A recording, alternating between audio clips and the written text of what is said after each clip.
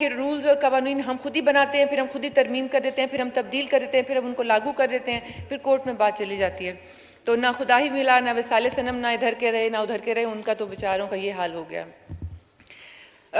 तीसरी बात जनाब स्पीकर मैं ये करना चाहती हूँ, और बात करने से पहले सोच रही हूँ कि जिस तरह मुल्क के हालात हैं और जिस तरह से मीडिया का गलत इस्तेमाल किया जा रहा है, बिलखुसूस सोशल मीडिया का, और नौजवानों के अंदर जिस तरह से एक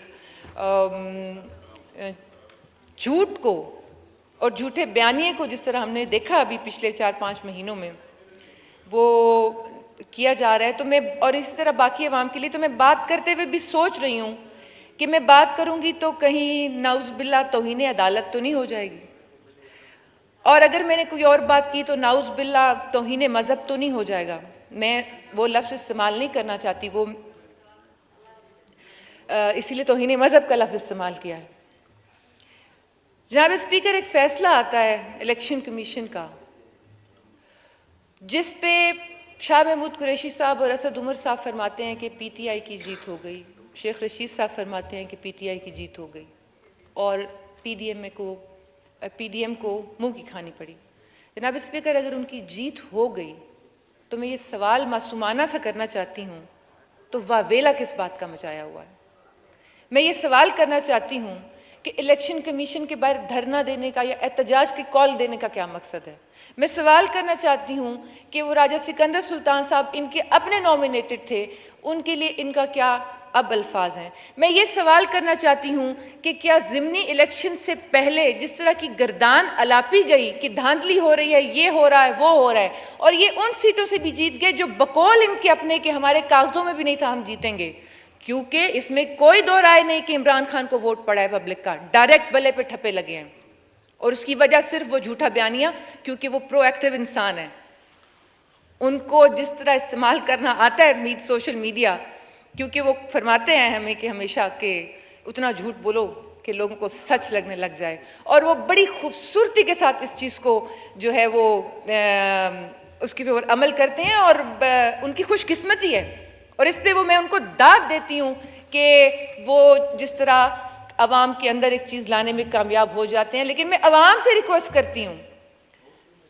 कि खुदारा अपनी आंखें खोलिए, यही इलेक्शन कमीशन और यही नून लीग, यही हुकूमत, ये इन पे इल्जामात लग रहे थे कि धांधली हो रही है, इलेक्शन हो गए, जीतने के बाद शोर मचाया धांधली हो रही है, इलेक्शन कमिश्नर को आप मुतनाज़ा बना रहे हैं, इदारों को आप मुतनाज़ा बना रहे हैं, आपके हक में फैसला आया, ये अभी पीछे आपने देखा डिप्टी स्पीकर दोस्त मोहम्मद मजारी साहब और वाला सारा केस हुआ, आप लोगों ने जश्न मनाए, पहले यही अदलिया आपको जहर लग रही थी, तो कड़वा कड़वा थू थू और मीठा मीठा हप हप, मैं वो एक मिसाल और है ना कि साडा कुत्ता कुत्ता जो तोड़ा कुत्ता टॉमी, ये लफ्ज़ इस्तेमाल करने चाहती थी, मिसाल ज़हन में आ रही थी, लेकिन मैं भूल गई, उनका कुत्ता टॉमी नहीं, उनका कुत्ता शेरू है,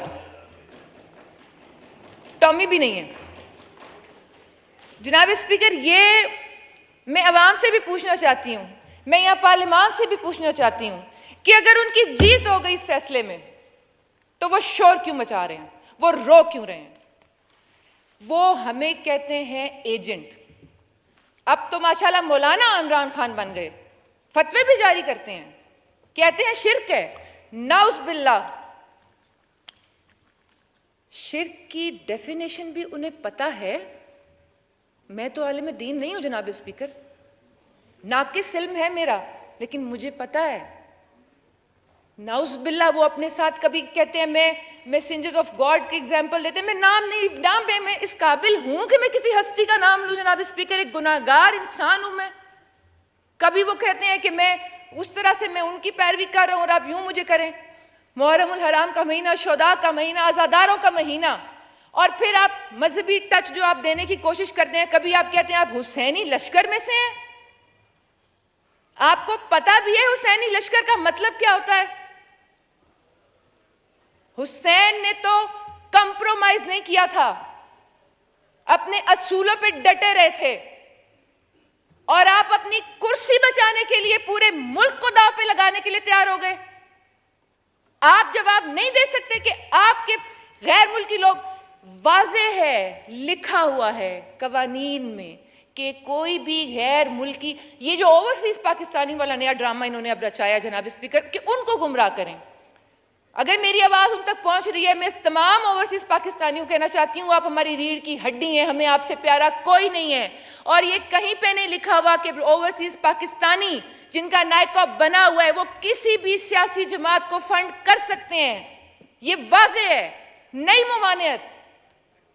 क्यों गुमराह कर रहे हो ओवरसीज पाकिस्तानियों का नाम ले लेके लोगों को? क्यों उनकी फंडिंग से रोका जा रहा है? हम उनकी बात नहीं कर रहे, हम तो इंडियंस की बात कर रहे हैं, इजराइलीज की बात कर रहे हैं, अमेरिकन की बात कर रहे हैं, यूएई की बात कर रहे हैं। सी पैक वालों से किसको मसला है? नहीं पता जनाब स्पीकर किसी को। अमेरिका बना रहे हैं, मुंह से जुर्रत है कि खड़े होकर ये कह दे अमेरिका मुर्दाबाद? नहीं कहेंगे। गुलामी ना मंजूर की, जो आप चाहते हैं कि आपके गुलाम बन जाए तो वो मंजूर, और बाकी सब गलत। आप इतने सच्चे हो गए। मैं यहां बात कर रही थी अदलिया की। जनाब स्पीकर, नबी आखिर ज़मान सल्लल्लाहु अलैहि वसल्लम, हमारी जान, माल, औलाद, माँ बाप, सब कुछ उन पर कुर्बान, पूरी कायनात में रहमतुल्लिल आलमीन का लक़ब है सादिक़ और अमीन। मैं कानून की तालिब इल्म हूँ ज़रूर, लेकिन मुझे मालूम नहीं है कि क्या कोर्ट को इजाज़त है कि वो किसी आम इंसान को वो लक़ब दे जो सिर्फ मेरे आका सल्लल्लाहु अलैहि वसल्लम का लक़ब है। क्या ये तौहीन अदालत है? तौहीन मजहब है? मैं तो उस रिसालत वाला लफ्ज़ नहीं इस्तेमाल कर रही। जिस तरह का हमारा मुआशरा हो चुका है, एक्सट्रीमिज्म हो गई है, पोलराइजेशन इतनी हो गई है, आप शिर्क के फतवे लगा रहे हैं लोगों को, यहां लोग एक दूसरे को कत्ल कर रहे हैं और कर देते हैं बगैर वजह जाने बूझे। आप उकसा रहे हैं लोगों को। मैं फिर अदलिया से यह सवाल करना चाहूंगी कि आपकी कौन सी किताब में लिखा है तो उसको तब्दील करें।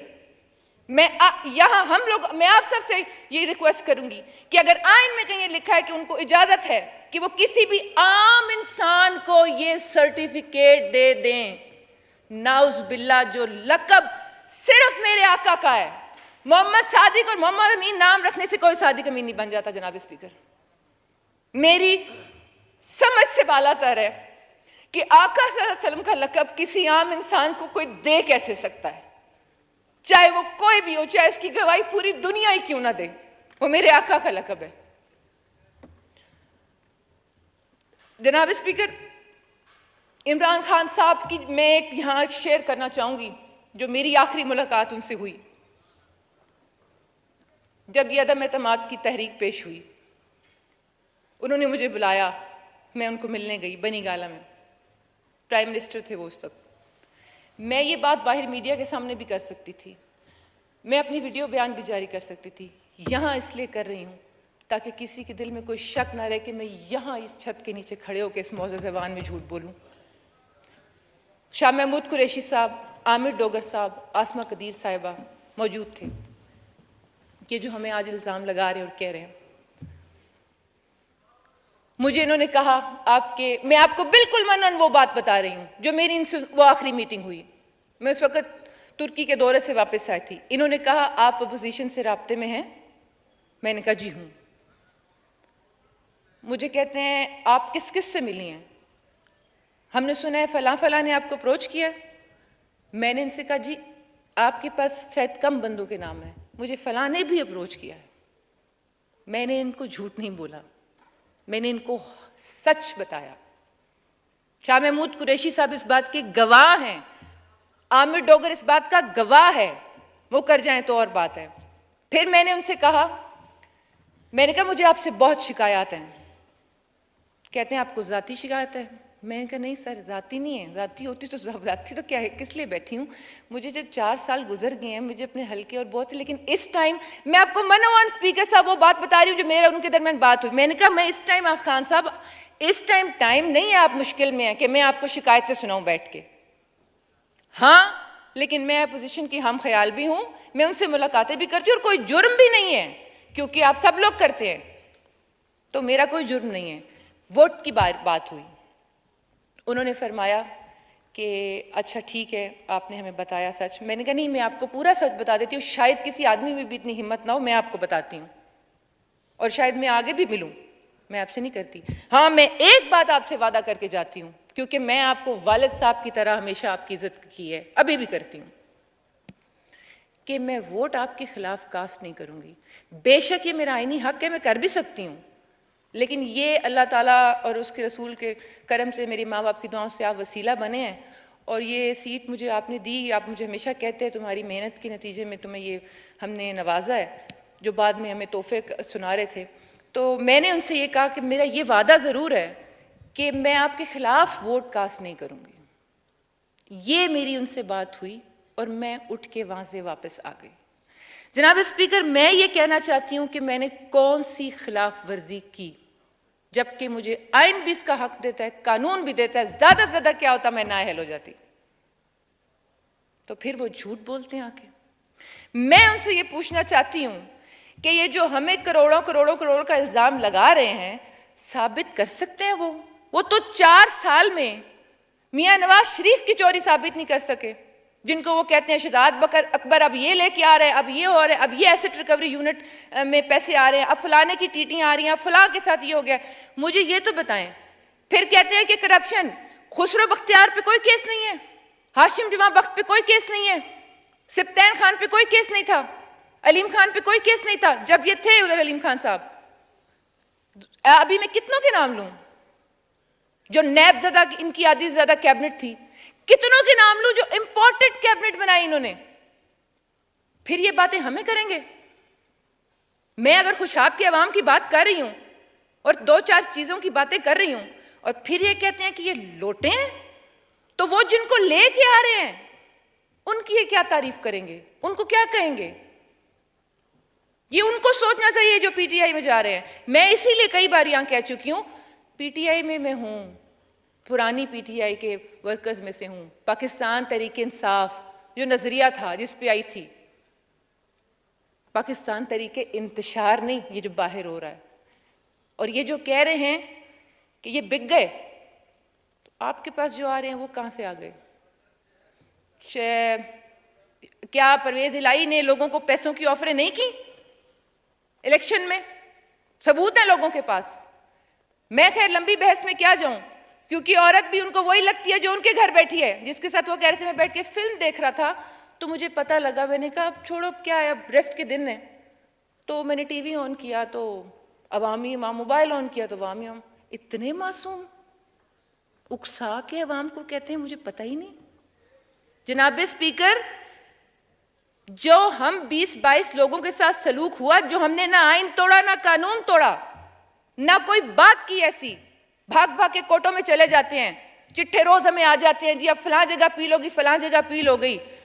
मैं तो इनसे ये पूछना चाहती हूं कि इनको कोई, इन्होंने जिस तरह अपनी यूथ को, अपने पार्टी के वर्कर्स को उकसाया है। जनाब स्पीकर, ये मेरा फोन है, मैंने डिलीट नहीं किए मैसेज। सोशल मीडिया पे जो मेरे अकाउंट है मैंने डिलीट नहीं किए वो कमेंट्स। मेरे वो कमेंट्स मेरे भाई ने भी पढ़े, मेरे खामद ने भी पढ़े, मेरे घर के और मर्दों ने भी पढ़े, औरतों ने भी पढ़े। मेरी जबान जेब नहीं देती कि मैं वो गालियां और वो कमेंट्स इस ऐवान के सामने, क्या अपनी किसी best friend, female best friend के सामने भी खड़े होकर वो दोहरा सकूं कि कौन से अल्फाज इन्होंने हमारे बारे में नहीं कहे औरतों ने के नाते। और आपको सिर्फ पिंकी कहने पे गुस्सा आ जाता है। आप कहते हैं फरा से कोई लेना देना नहीं है मेरा। आरिफ नकवी बहुत अच्छा इंसान है, मैं उसको 25 सालों से जानता हूं। आप किस एजेंडे के तहत काम कर रहे हैं?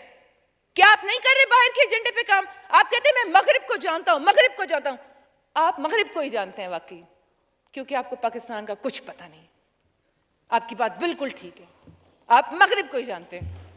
आपको पाकिस्तान का पता होता, आपको इस्लाम का पता होता, आप ये ना करते, लोगों के दिमागों से, दिलों से, जज्बात से ना खेलते। पॉलिटिकल डायनामिक्स चेंज हो गए, हमें भी पता है। बयानिए पे चल रहा है सारा कुछ, ये बयानिया ही है ना, खुशकिस्मती है उस इंसान की। और कुब्बे आली पै गई, साढ़े पासे पंजाबी चा दिन फलाने नूं भी कुब्बे आली लग गई, ते इमरान खान नूं कुब्बे आली लग गई। और बयानिया तो मियाँ अली दे लोग ही परेशान हैं। और सिर पिटीन देन अपना घर बह के भाई सियाणा थी वन खान सियाणा थी वन। इसका ही नहीं सियाणा थी वना स्पीकर साहब। स्पीकर साहब, मैं ये बातें तो जितनी भी मैं करूंगी शायद मैं यहाँ पे दोबारा रो भी पड़ूं, लेकिन मुझे हैरानी है रियासत मदीना की बात करने वालों पर।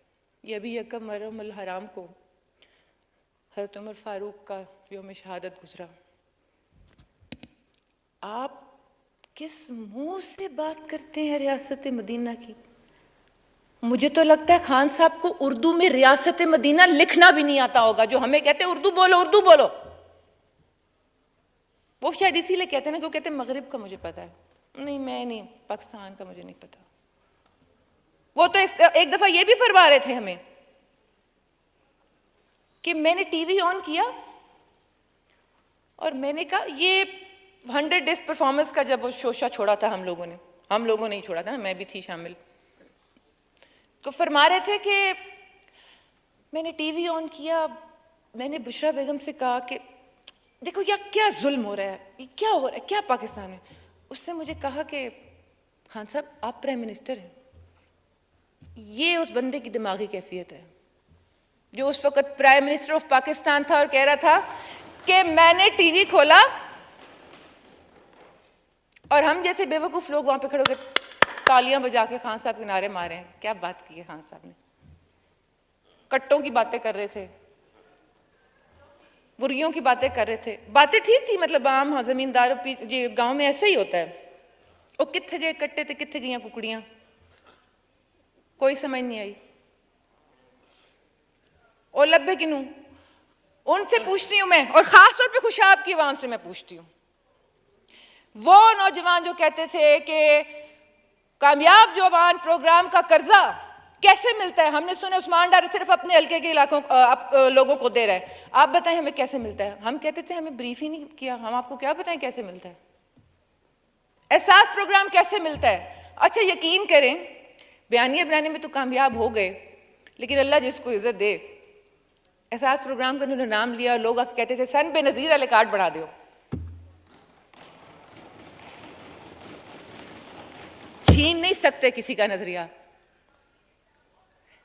लेकिन औरतें आती थी तो कहती थी ये कर्जे कैसे मिलते हैं औरतों को छोटे, ये कार्ड कैसे बन रहे हैं, ये हमें नहीं पता। हमें पता होता तो हम बताते, हमें पता होता कि यह क्या कर रहे हैं तो हम बताते, कोई ब्रीफिंग देते तो बताते। मैं उन लोगों से पूछती हूँ जो कहते थे वो नौकरी सन नौकरी लगी पई हल, ये ढांडला सा बैठे पूछ इनसे, हम पड़ोसी हैं हल्के में, लोगों को मुंह दिखाने के हम बात करनी छोड़ दी थी लोगों से क्योंकि उनके काम नहीं होते थे, उनको नौकरियां नहीं मिलती थी। मैं अब उन लोगों से पूछती हूँ कि किस लिए आप यहां पे इस शख्स के लिए बात कर रहे हैं, थोड़ा सा अपना शऊर इस्तेमाल करें। स्पीकर साहब आपकी तवज्जो, बस बात खत्म कर रही हूं। बातें तो इतनी हैं कि कुछ शायद किसी वो लग रहे होंगे कि पता नहीं कुछ मज़ाहिया गुफ्तगू भी बीच में हो ही रही है, लेकिन वो बेसिकली तो हमें हंसी आ रही है, लेकिन ये रोने का मकाम है। जिस तरह मीटिंग्स में हमें कहा जाता था, जिस तरह से हमें बात की जाती थी, और अगर कोई बात करने का क्राइटेरिया क्या है, जो सबसे ज्यादा बुरा बोलेगा उसको मिनिस्टर बना दो, जिसको जितनी ज्यादा गाली आती है उसको अच्छे से अच्छे प्रोग्राम में भेज दो, जो सबसे वाहियात गुफ्तगू करेगा वो मेरा हार्ड हिटर है, जूं तालियां बजा के इसको भेजो इसको भेजो। बात नहीं ना, मतलब बात कोई है ही नहीं, को करने वाली बात। टूरिज्म टूरिज्म टूरिज्म किधर गई? पीट पीट के तो मैं थक गई। वो दरख्त लगा दें थल में, जब वो वजीर जंगलात वो सत्यान खान साहब थे, 4 बार उनसे मिली, मैंने कहा थल में लगा दें, हमें हमारे बुरुल जाएगा किसान, हम सारे पूरी हीट वेव आती है, हम हशर हो जाता है हमारा गर्मियों में, और जेठ हाड़ जो पंजाबी के महीने हमारे होते हैं, वही पंजाबी स्पीकिंग तो मुंह से वही महीने निकल आते हैं। तो मैं वो क्या कहते हैं ना, मियाँ अली दे लोग ए वजह गवार्ड मिल गया, मैंने खुशाब रांधी हूँ, ओ मियाँ अली दे लोग याद है, ये अपने लोगों को ऑन नहीं करते, वहां जा कहते मियाँ वाली के लोगों, और ये नहीं भाई मैं अपने घर आया बैठा हूं, मेरे अपने लोगों, ये भी नहीं पता। मियाँ वाली के लोग हो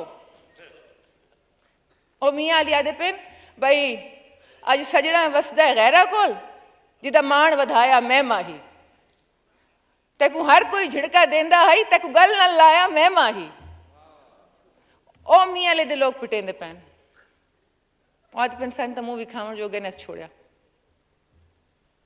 चलो मर्जी क्या आख सकते हैं जनाब मतां दें देन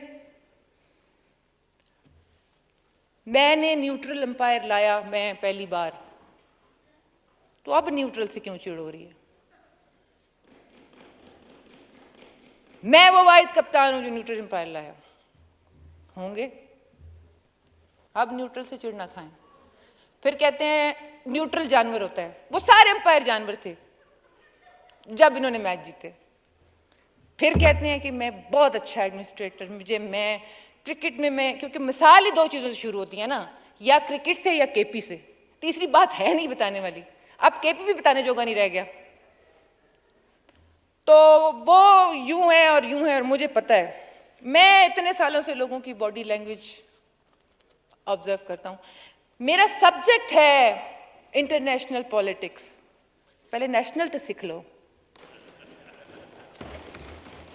और इंटरनेशनल तो नजर आ रही है एजेंडा और ताना पे सन जो साढ़े सिर के उत्ते आके बह गया वे पर अल्लाह करे सी कामयाब कोई नहीं होना अगर ये क्राइटेरिया है रोनाल्डो को ना बुला ले पाकिस्तान में स्पीकर साहब क्या राय देते हैं आप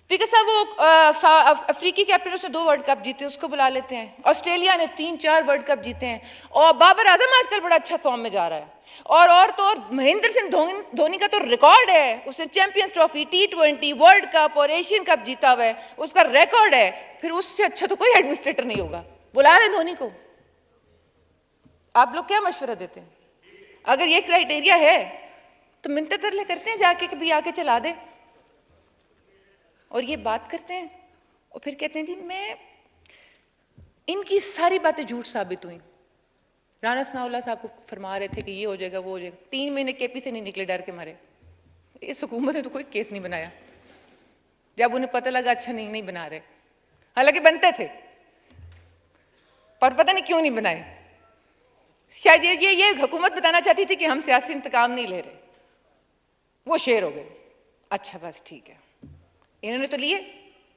जो लोगों को कहते हैं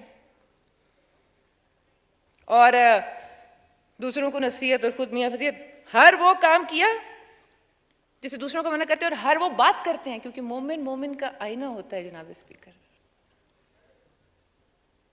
और मैं अभी वो क्या कहते हैं अशार का इस्तेमाल इसलिए कर देती हूँ कि वो बहुत लंबी बात चंद उसमें सिमट जाती है तो ये तो मुझे आप जितना मौका देंगे मुझे आप रोज मौका दें मैं रोज 1 घंटा बात करूंगी किसी छोटी छोटी बात पे वो इतनी हो जाएगी बात मैं सिर्फ इल्तिमास करना चाहती हूँ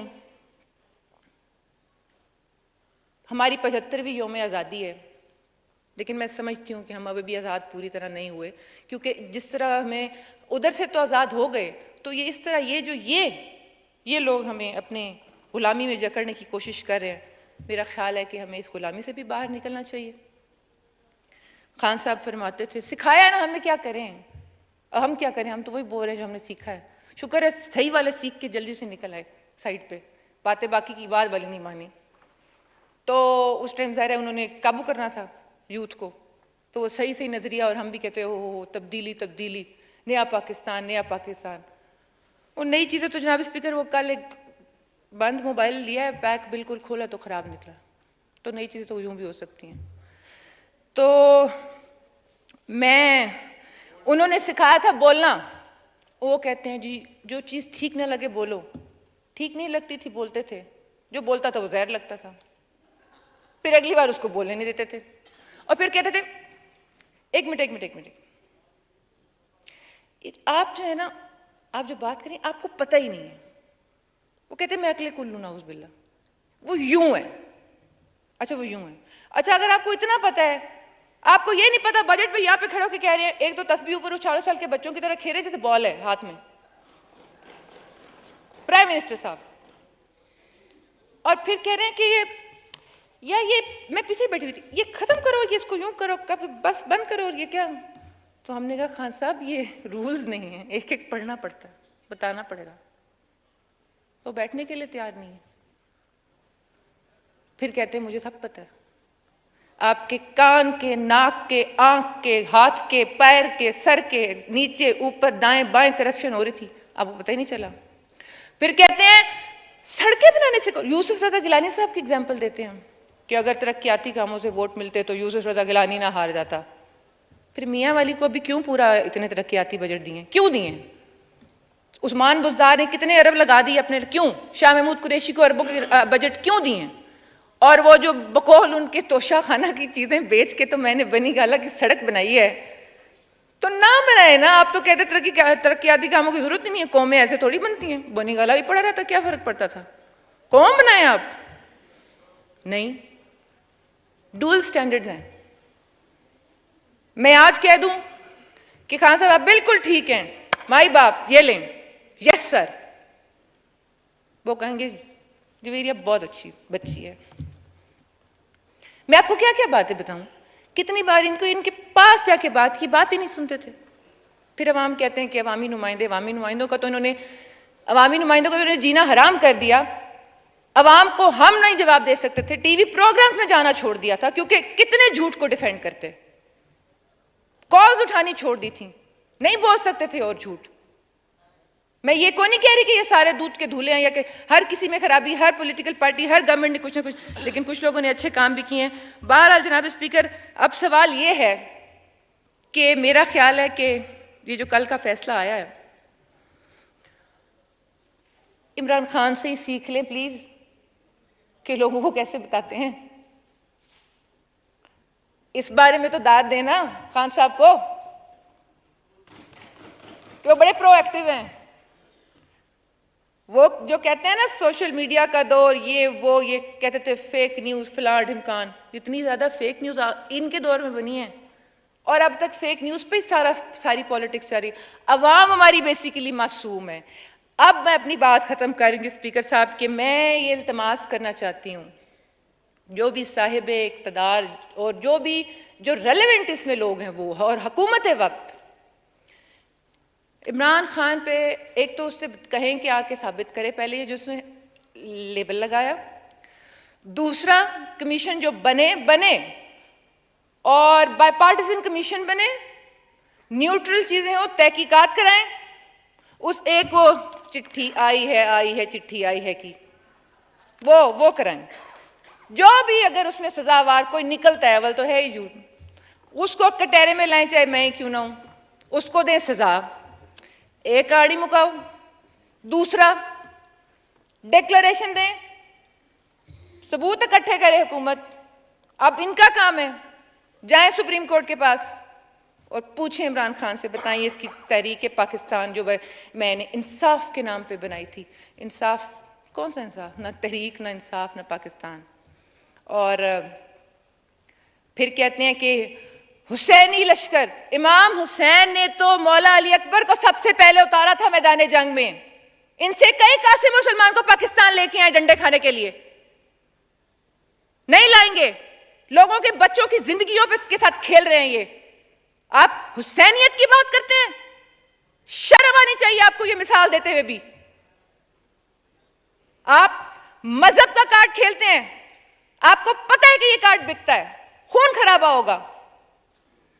आप वो कहते हैं ना कि अमीर शहर फकीरों को लूट लेता है, फकीर या ना हमारी अवाम मासूम है। अमीर शहर फकीरों को लूट लेता है, कभी बहीला मजहब, कभी बनामे वफा। तो कभी ये मजहब कार्ड खेलते हैं और कभी वफा का कार्ड खेलते हैं कि जी गुलामी ना मंजूर, गुलामी ना मंजूर। अपनी गुलामी से तो निकल ही नहीं रहे। हुकूमत वक्त ये करे, इस मसले को उजागर करें, जगह जगह बताएं। आप अवामी नुमाइंदे यहां सारे जितने भी जिस पार्टी से हैं, अपने हलकों में जाएं, लोगों में बैठें, उनको बताएं, अपने सोशल मीडिया अकाउंट्स के ऊपर ये चीजें सारी की सारी फैक्ट्स एंड फिगर रखें, लोगों को बताएं, कॉर्नर मीटिंग्स करें, अवाम में जाएं और उनको बताएं कि आपके साथ क्या हो रहा है। ये आप लोग का फर्ज है। और जो कानूनी तकाजे पूरे करके ये इमरान खान को तो बताएं, आइन का आर्टिकल 17 क्या इसने तोड़ देना था जो बड़ी बात हो गई।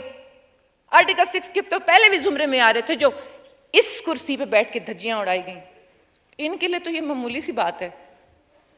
ये आइन की किताब जनाब स्पीकर यहां पढ़ी को नहीं है, चले फर्जी बना लेते हैं कि अगर ये आइन की किताब है,